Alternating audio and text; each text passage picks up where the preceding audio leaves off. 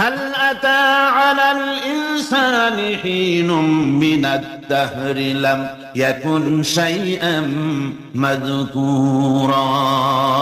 মানুষের জীবনে কি এমন এক সময় এসেছিল না যখন সে উল্লেখযোগ্য বিষয় বস্তু হিসাবে পরিগণিত ছিল না? তোমার নাম ছিল না, পরিচয় ছিল না, কিছুই ছিল না, দুনিয়ার কেউ তোমাকে জানতো না, শুনতো না। আমি আল্লাহ পাক তোমাকে সৃষ্টি করেছি, তুমি কোত্থেকে এলে? কোরআনে কারীম থেকে তা জেনে নাও। আল্লাহ রাব্বুল আলামিন বলেন, ইন্না খালাকনাকুম মিন তুরাবিন সুম্মা মিন নুতফাতিন সুম্মা মিন আলাকাতিন সুম্মা মিন মুদগা। আমি রব্বুল আলামিন তোমাকে সৃষ্টি করেছি, মাটির উপাদান দিয়ে তৈরি করলাম। মা বাপের, পুরুষের স্পার্মটোজন আর মহিলাদের ওভাম দুটোতে মিলে মায়ের গর্ভের ভিতরে নাপাক পানি ফোটাকে জমাট রক্তে পরিণত করে দিলাম। এই জমাট রক্তকে গোশত বানালাম, কচি কচি হাড় দিয়ে একটা বডি, একটা স্ট্রাকচার তৈরি করলাম। তারপরে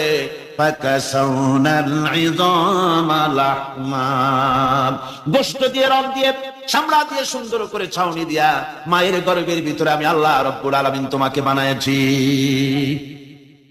মায়ের পেটের ভিতরে ফি কারারিন মাকিন, একটি সুরক্ষিত জায়গায় তোমাকে আমি রেখে দিলাম, যেখানে কোনো রোগ, কোন জার্ম সেখানে পৌঁছতে পারবে না, কোনো অসুবিধা হবে না। এমন একটা জায়গায়, এমন একটা ইন্টেনসিভ কেয়ার ইউনিটের ভিতরে রেখেছি। সুবহানাল্লাহ। একটা ইন্টেনসিভ কেয়ার ইউনিট, যেখানে কোন রকমের কোন জার্ম প্রবেশ করে বা করবার কোনো ক্ষমতা নাই কারো। এমন একটা প্যাকেট, সুন্দর একটা প্যাকেট, একটা কভারের মধ্যে তোমাকে তৈরি করা হলো মায়ের পেটের মধ্যে। তারপরে আজকে তুমি কুফরি করতেছো, আজকে আমাকে অস্বীকার করছো। ওই গর্ভের ভেতরে আমি ইচ্ছে করলে রক্তের পিণ্ডের আকারে মায়ের গর্ভ থেকে আবর্ষণ করে দিতে পারতাম, দুনিয়ার মুখ দেখতে পারত না। মায়ের পেটের ভেতর থেকে মরা সন্তান হিসাবে বের করে দিতে পারতাম, বিকলাঙ্গ করে বের করে দিতে পারতাম, পঙ্গু করে বের করতে পারতাম, পারতেন না? আল্লাহ রাব্বুল আলামিন বলেন, কেমনে বানালাম?